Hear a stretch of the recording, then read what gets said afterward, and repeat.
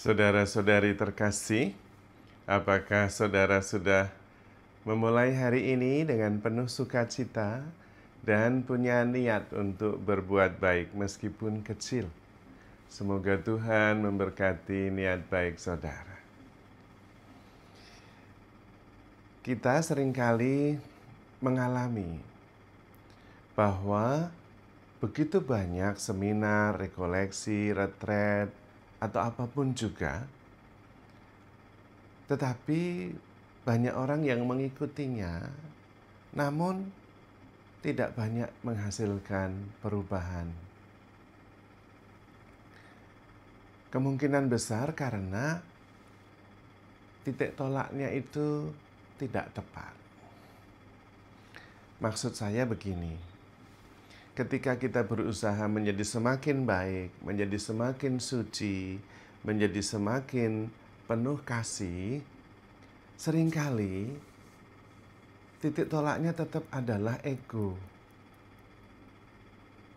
Ego menjadi semakin dipuji, ego menjadi semakin diterima, ego menjadi semakin dihargai, karena ego semakin baik, karena ego semakin mengerti.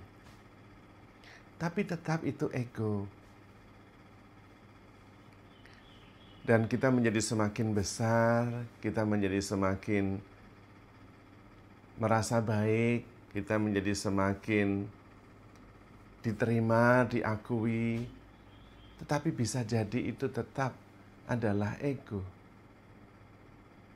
Maka sama, tidak terjadi perubahan apa-apa. Karena kemudian nanti ego kembali lagi, bahwa dia yang menonjol, dia yang menjadi utama. Lalu tetap menjadi egoistik. Sementara Tuhan sendiri mengajarkannya berbeda sekali. Pertama-tama harus justru menyangkal diri. Egonya harus tidak ada, menyangkal diri. Dan apakah bisa ego itu hilang? Bisa. Menyangkal diri.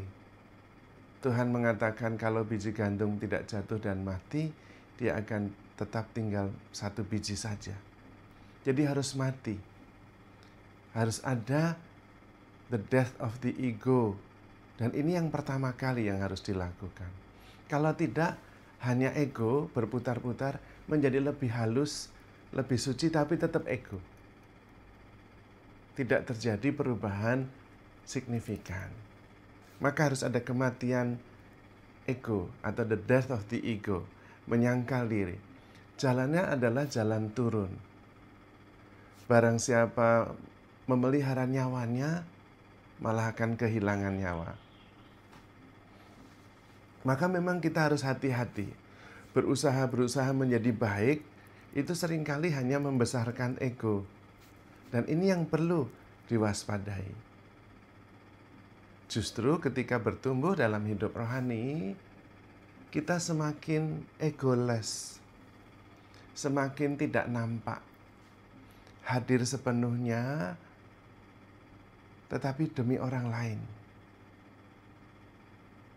I am here for you. Saya ketemu setiap hari kalau misa pagi. Umat yang selalu antusias kalau ketemu saya. Waduh, semangat sekali. Dan saya merasa sangat dihargai, diterima. Saya ada. Dia sadar atau tidak sadar, perhatiannya sepenuhnya kepada saya. Tidak perlu mengatakan sesuatu, tapi saya mengerti dan saya menerima. Saya dihargai, saya diterima. Karena bagi dia, saya itu yang menjadi pusat, menjadi sumber kebahagiaannya. Itulah kemudian egoless baginya. Dia tidak sadar akan egonya lagi. Yang ada adalah sukacita karena saya. Nah, kalau kita bisa begitu, itulah yang terjadi. Kita hadir sepenuhnya untuk orang lain. Kita hadir sepenuhnya untuk Tuhan. Bahkan sayanya nggak sadar. Yang ada hanyalah orang lain. I am here for you. For you. Ya. Karena itu kemudian tidak lagi mengingat dirinya. Dan itulah mencintai. terbuka menerima segala sesuatu, percaya segala sesuatu, bahagia menerima segalanya. Ego tidak ada, maka ada ruangan yang sangat luas untuk menerima apa saja. Ketika masih ada ego, kemudian ego juga yang kemudian menerima menjadi besar. Maka di sini yang ada adalah sebuah kehadiran, sebuah keterbukaan. Nah, ketika sampai di situ, maka kemudian yang ada adalah kasih, yang ada adalah kesatuan. Tidak ada lagi aku, atau aku tidak disadari lagi. Mati sakjroning urip. Di dalam kehidupan ini hidup sepenuhnya, tetapi tidak ada lagi ego. Nah, di situ kemudian pertumbuhan rohani mulai bisa bertumbuh. Kita menjadi ego menjadi semakin kecil, lalu Tuhan yang menjadi semakin besar. Salah satu tanda ketika kita bertumbuh dalam hidup rohani adalah saya semakin tidak kelihatan. Yang kelihatan adalah Tuhan, yang kelihatan adalah orang lain. Kalau apapun yang kita lakukan, tetapi yang makin kelihatan itu saya, itu berarti belum terjadi pertumbuhan hidup rohani. Karena kemudian saya yang menjadi makin baik, saya yang menjadi makin suci, saya yang makin dihormati, lalu akhirnya tetap egoisme. Langkahnya justru adalah penyangkalan diri. Jalannya justru adalah jalan turun. Karena itu perjalanan Yesus yang menyelamatkan kita adalah perjalanan menuju ke salib. Dari menderita sampai pada kematian. Sehingga tidak ada apa-apa lagi. Ego juga mati. Bahkan kisah tentang si ego itu berhenti. Ego tidak ada lagi. Dia di atas kayu salib. The ego mengalami kematian. Lalu yang ada adalah kehidupan. Kalau tidak, biji gandum itu akan tetap tinggal sebiji saja. Harus mengalami kematian, lalu menghasilkan buah yang berlimpah. Maka perlu pelan-pelan kita menyadari dan kemudian mengikuti ajaran Tuhan untuk menyangkal diri dan kemudian hadir sepenuhnya sebagai sebuah keterbukaan. Tidak ada ego di belakangnya, yang ada adalah keterbukaan.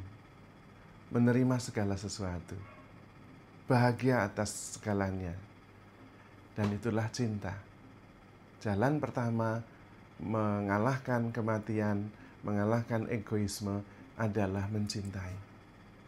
Karena begitu mencintai, itu artinya you are the importance.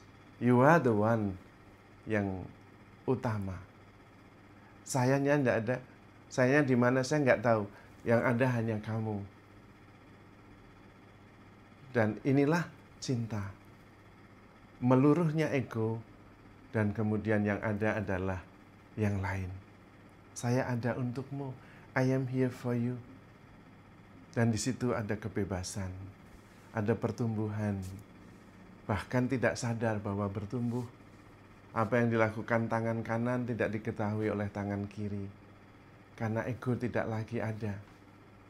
Yang ada hanyalah keterbukaan, peristiwa, happening, Tuhan dan sesama. Maka saudara-saudari terkasih, handle yourself with care because you are love. Tuhan memberkati.